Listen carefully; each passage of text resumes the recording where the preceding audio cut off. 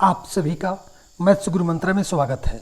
मित्रों, आज हम लोग क्लास 10th मैथ्स एनसीईआरटी यानी कक्षा 10 गणित के प्रश्नावली 3.6 के प्रश्न संख्या 1 के दूसरे प्रश्न को करेंगे। सुविधा के लिए प्रश्न को मैंने कॉपी पे लिख लिया है। प्रश्न है, निम्न समीकरणों के जुग्मों को रैखिक समीकरणों के जुग्म में बदलकर हल कीजिए। और ये प्रश्न हम लोग का 2 बटा करणी में x यानी √x प्लस 3 बटा √y बराबर 2, 4 बटा √x माइनस 9 बटा √y बराबर -1। यहाँ पे क्या है कि निम्न समीकरणों के जुग्मों को रैखिक समीकरण के जुग्म में हम लोगों को क्या करना है, बदलना है। और ये जो अभी आपको दिखाई दे रहा है यह रैखिक समीकरण नहीं है। क्यों? कि जिसका घात 1 होता है उसे हम लोग रैखिक बहुपद कहते हैं, और रैखिक बहुपद से बने समीकरण को रैखिक समीकरण कहते हैं। और यहाँ पे अंडर में होता है तो इसका मतलब है कि x का घात 1/2 है, तो इसको हमें सबसे पहले रैखिक समीकरण में बदलना है। तो इसलिए हम लोग यहाँ पे क्या करते हैं कि माना कि 1/√x बराबर u तथा 1/√y बराबर v। यहाँ पर जो हम लोग देख रहे हैं कि 2/√x है, इसका मतलब क्या हुआ कि 2 गुणे 1/√x। इसको हम लोग ऐसे लिख सकते हैं कि नहीं लिख सकते हैं? क्यों लिख सकते हैं? क्योंकि बटा में कुछ नहीं है तो 1 है, तो 2 में 1 से गुणा करेंगे तो 2, 1 में √x में गुणा करेंगे तो √x होगा, तो फिर तो 2/√x आ ही जाएगा। तो इसलिए हम इसको ऐसे लिख सकते हैं। उसी प्रकार से ये 3 बटा में √y है, तो इसे हम लोग लिख सकते हैं 3 गुणे 1 बटा में √y अंडर ऐसे हम लोग इसको लिख सकते हैं। और यहाँ हमने क्या लिख लिया कि माना कि 1/√x बराबर u तथा 1/√y बराबर v।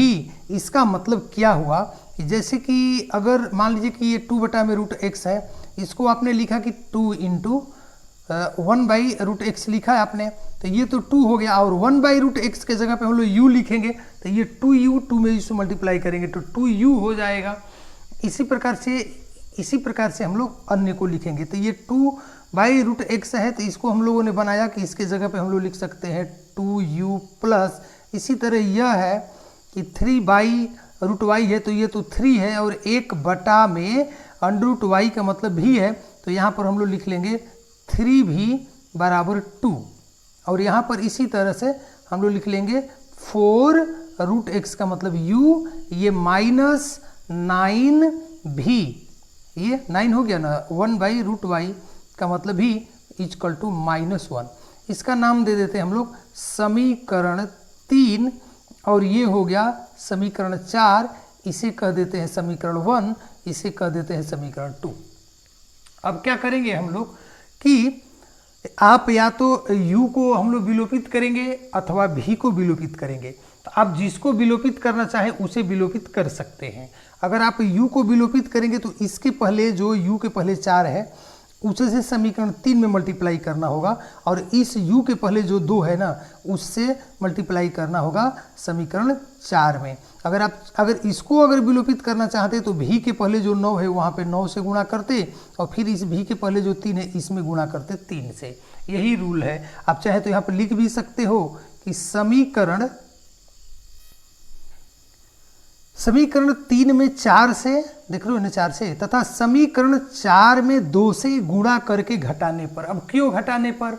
तो यदि आप क्रमानुसार वीडियोज देखते चले आ रहे हैं तो विलोपन विधि से हम लोग कैसे रैखिक समीकरण को हल करते हैं ये हम लोग सीख चुके हैं कि जब दोनों का चिन्ह समान होता है तो घटाना लिखा जाता है, और जब प्लस माइनस रहता है तो जोड़ना लिखा जाता है। अगर मैं v को हटाता, मतलब 9 से करता समीकरण 3 में गुणा और 3 से करता समीकरण 2 में गुणा, तो मैं यहाँ पे जोड़ना लिखता, क्योंकि इसका चिन्ह असमान है, एक प्लस और एक माइनस है।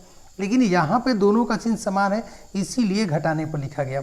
अब समीकरण 3 में 4 से गुणा करना है तो कर दीजिए ना, इसमें 4 से, 4 दूना का 8u प्लस यही 4 है, 4 में 3 से 12v, और 4 दूना के 8, और यहाँ पे 2 से, तो 4 दूना के 8u माइनस 9 दूना के 18v बराबर -1 में 2 से गुणा करेंगे -2, इसका भी जो भी नाम रखना है आप रख लो चाहे छोड़ दो। ये हो गया, ये माइनस हो गया, घटाने का मतलब कि चिन्ह बदलना है, ये भी माइनस है तो प्लस हो गया, ये प्लस माइनस हो गया तो कट गया। बस समान बनाने के लिए ही तो हम लोग गुणा किए थे कि किसी भी तरह से यू कट जाए। अब देखो 8 2 10 के 0 हासिल 1 1 1 2 1 3, ये हो गया हमारा 30 भी, और ये जोड़ दोगे तो 8 और 2 हो जाएगा तुम्हारा 10, क्योंकि प्लस है। तो केवल भी बराबर होगा 10/30, कटा दोगे तो 1/3 हो जाएगा। तो भी का मान हम लोगों को कितना मिल गया, भी बराबर 1/3 हो गया। अब इसी भी के मान को हम लोग समीकरण 4 में रख दे रहे हैं, ठीक है। तो यहाँ पर हम लोग लिखते हैं कि भी का मान समीकरण 4 में रखो या 3 में रखो, चलो 3 में रखते हैं। समीकरण 3 में रखने पर तो समीकरण 3 हमारा क्या है, 2u + 3v = 2 है, यही है ना।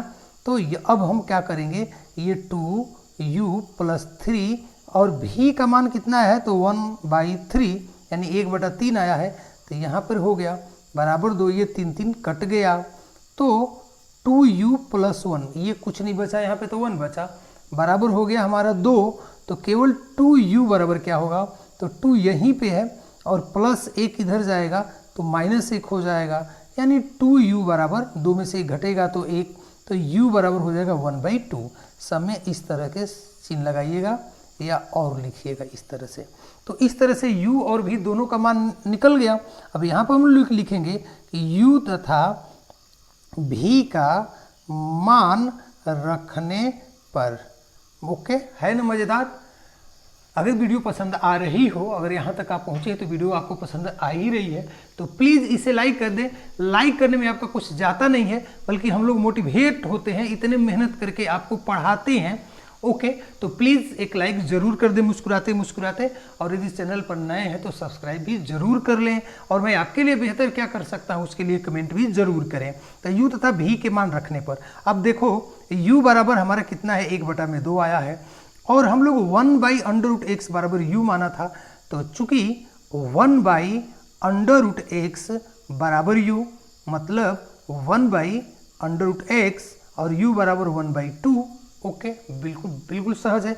यहाँ से तिर्यक गुणा क्रॉस मल्टीप्लिकेशन √x में 1 से गुणा करेंगे, ये आप लोग जानते भी होंगे। तो √x = 2। तो यहाँ तो हमको हल ज्ञात करना है, तो x का मान ज्ञात करना है। यहाँ पे रूट में x है तो ये काम कैसे चलेगा, तो इसलिए स्क्वायर बोथ साइड मतलब दोनों तरफ वर्ग करने पर, तो लिखने की कोई ज़रूरत नहीं है, हम लोग ऐसे कर देंगे तो 2 का भी वर्ग हो जाएगा, क्योंकि 2 पक्ष है, इधर जो चीज़ एक पक्ष में करेंगे वही चीज़ दूसरा ओर भी करना पड़ेगा। और आपको पता है ना कि जब रूट का स्क्वायर होता है ना तो रूट हट जाता है, यहाँ पर x हुआ और 2 में 2 से मल्टीप्लाई करेंगे तो 4 होगा, तो x बराबर हमारा हो गया 4। इसी प्रकार से हमारा 1/√y बराबर हम लोग भी माने हैं, तो 1/√y और भी का मान कितना है बाबू, 1/3 आया है। तो यहाँ से भी तिर्यक गुणा करेंगे तो √y बराबर 3 हो जाएगा, यहाँ पे और या इस तरह का इम्प्लाइज टू का साइन आप दे सकते हैं। तो यहाँ पर भी हो गया, ओके। तो दोनों तरफ वर्ग करना मतलब √y का वर्ग बराबर 3 का वर्ग, और √y का वर्ग मतलब केवल y, ये तिरी के 9। तो इस प्रकार से x बराबर 4 और y बराबर 9 हमारा आंसर हो गया। यहाँ पर चाहे तो इस प्रकार भी लिख सकते हैं, इस प्रकार x बराबर 4 और y बराबर 9, यही समीकरण का हल हुआ, ओके। तो मिलते हैं फिर नेक्स्ट वीडियोज में।